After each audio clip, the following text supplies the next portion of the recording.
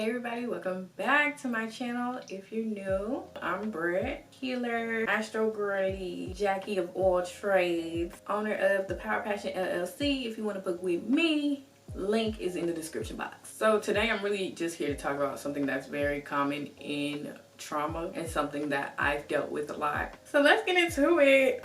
I'm gonna try my best to be the most vulnerable I can, child. But my voice has been a very interesting topic, especially in my healing work. I've been through different traumas, but a lot of times that trauma was gaslit or diminished.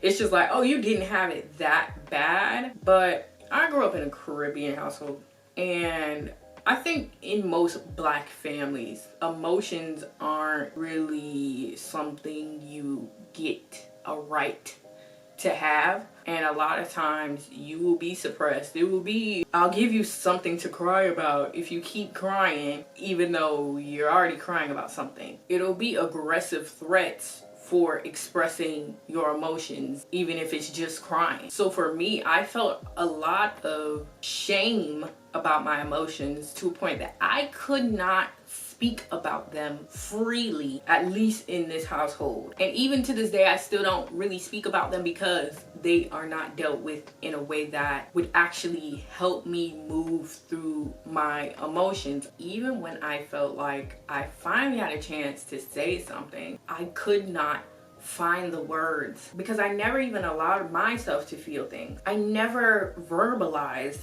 the things that I felt. Everything stayed in my head. I became an overthinker.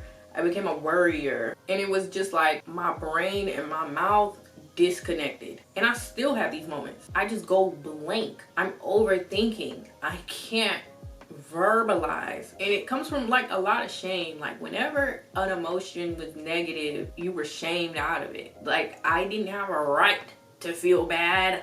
I had to just be 100% grateful for everything. And I'm just like, yo, can we be real for a second? Like, can we actually like feel our emotions? Let's get to the gratitude part after. Of course, there's things to be grateful for, but not everything is right. Not everything is good. Not everything is healthy. And growing up, because my emotions were suppressed, I therefore started suppressing my emotions. I therefore did not allow emotions into my psyche.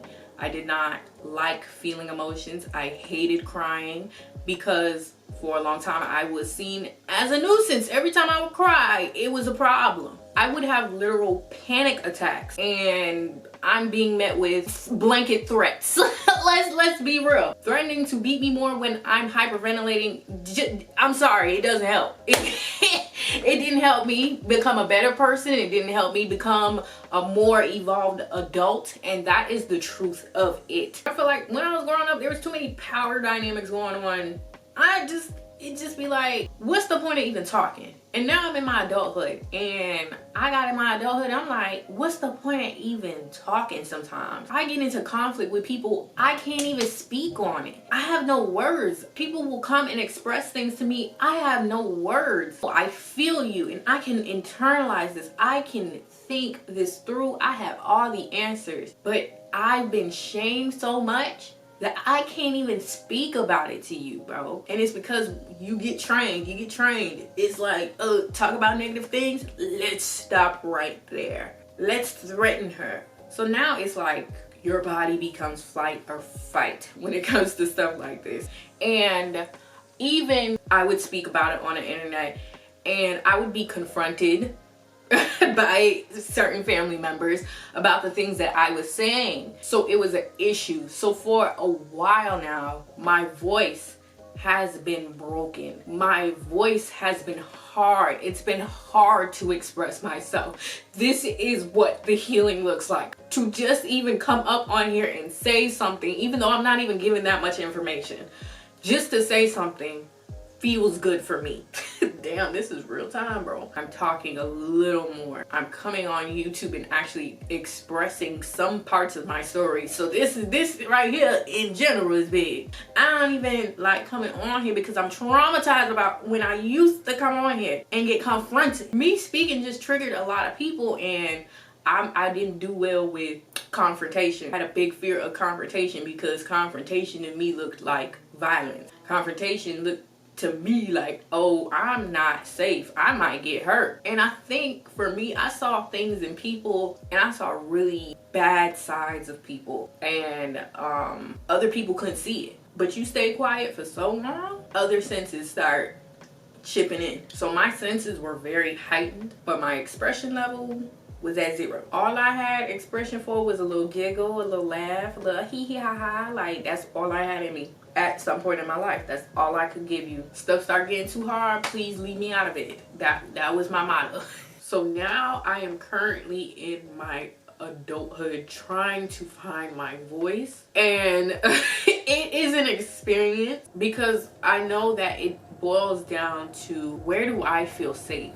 And for a while I didn't even feel safe in myself, and I didn't really express too much. I'd always have it in my head, let me not say this, let me not say this, or I'll have it in the back of my head, oh, nobody really cares. It's just a bunch of limiting beliefs based off of, you know, the environment you grow up in. It's very important, and it plays a role. And I have so much respect for the people that are in my life, but how my emotions were dealt with, it just does not work. And I need to speak, because I am an adult now, and there's no other way to get this out. I did not think I was gonna be crying up on here today. All right, so what was the point of this? Okay, so the point of me saying all of this is because I didn't have safe outlets to really express myself, or I didn't at least feel safe to express myself. As I started, you know, branching out, you know, you go to college, you meet different people, whatever, I'll be in situations where people are expressing their sentiments about their trauma or whatever they're going through in their life, or the patterns that they see in their life, and I would come in and be like, oh, well, this happened to me. And it's because, in a sense, I felt safe to speak about it, and for so long I wasn't speaking about it. I didn't say anything, I kept quiet.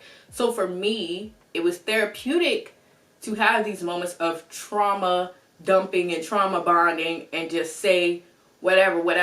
But as the years go by, I'm still saying the same story. I'm still having the same reaction as if it is me now. I still identify with the story. I still defend the story as if somebody is trying to push back and tell me that this isn't true, because I got used to people telling me you shouldn't feel like this way. I think how I see it is, generationally, my family went through a separate set of problems and curses, and they broke out of them.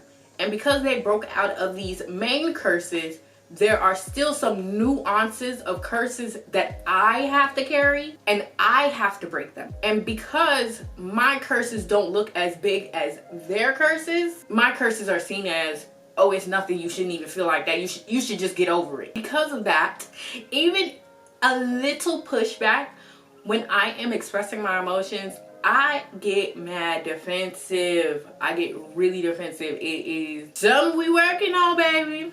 We working. But in this defensiveness, I know that there is a part of me that still identifies with my trauma. There is a part of me that is willing to die on this hill as a girl. I'm a girl who was traumatized. I am a girl who didn't get to feel her emotions. I'm a girl who was abused. I'm a girl who did this. I'm a girl who got bullied. I'm a girl that ...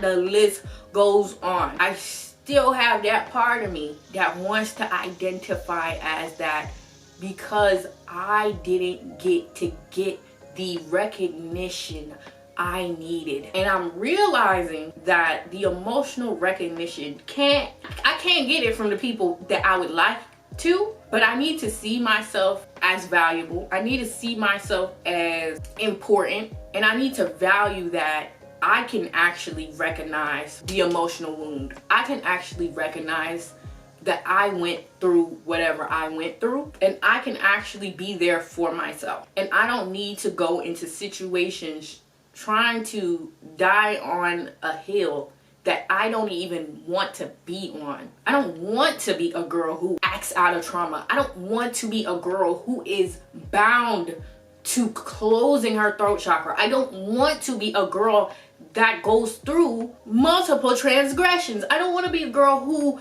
gets shut down. So I need to find it in me to stop identifying as that girl. And that was really the message. Like, stop dying on a hill that you don't even want to be on. I be fighting for that trauma, and I'm tired of fighting for that trauma as if I'm still the girl that gets traumatized and traumatized and traumatized, because I don't even want to attract that.